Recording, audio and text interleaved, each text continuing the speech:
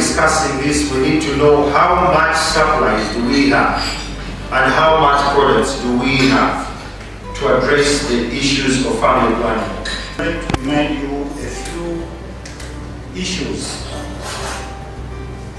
regarding the policy dialogue on domestic financing of family planning supplies in Uganda, and issues that we have been discussing throughout the last year events, which are very important to continuing to pursue issues related to family planning.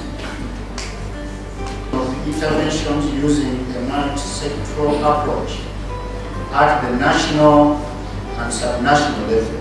Regarding financing for family planning communities, as part of the Family Planning 2030 Global Partnership, Uganda launched 6 commitments at the end of 2021 as a pathway to achieving the targets of increasing the modern contraceptive prevalence rate from 39 to 50%.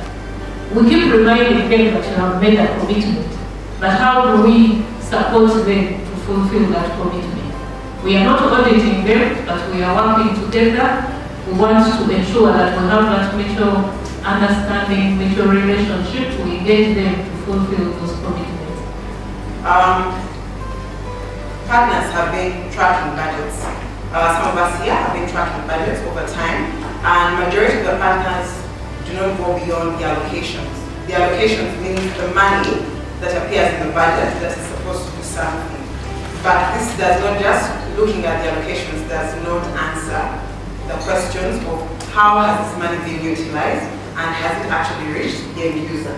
So this study sought to go further than that, further than the allocations and disbursements. Disbursement is, now that the money has been allocated to this entity, has it actually moved from the budget documents and whatever, has it been sent to the account?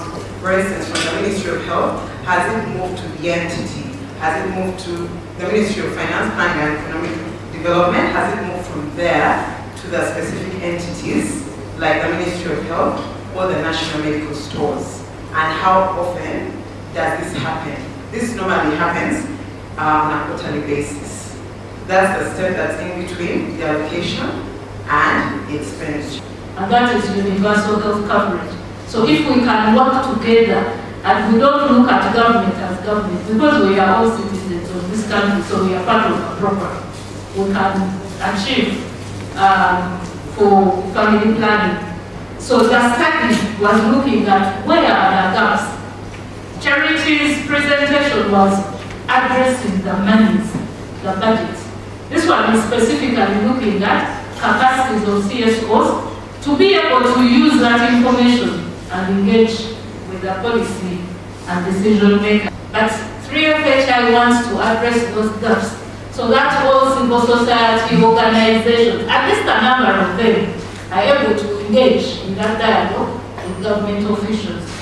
And then specifically, for us to be able to get to that level, this study mapped the CSOs, and in mapping CSOs, we are looking at what are they doing as civil society organizations in terms of advocating, but also accountability for family planning. The challenge is that what we normally discuss here is not what is in the community. The issues of accessibility, the issues of mindset and that. But again, without resources, trickling down up to the end as per that cycle. From allocation, how much reaches to those winners as they are according to the family planning hosted implementation plan. It's really for us to be able to implement the National Health Watch, ensuring as part of the financing strategy. So I would want that as we put advocacy and accountability, we should also be able to push advocacy on the demand side so that we can have resourcing in one. Modalities that we see in our country.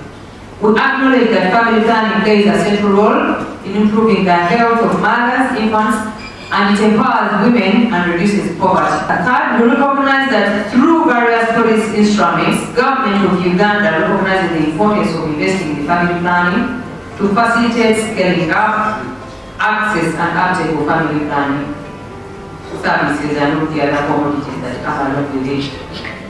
We as political leaders, we commit to ensure that government fulfills the policy commitments. We need to look at the focus of our accountability should be at two fronts. One, increasing domestic allocation, which I really see, the pledges, the commitments, the declarations are quite strong on that.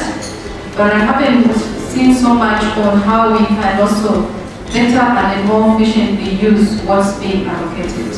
I think the conversation has skewed a bit to the past, and we didn't dig that, a bit deeply into the second, and yet that's also very important.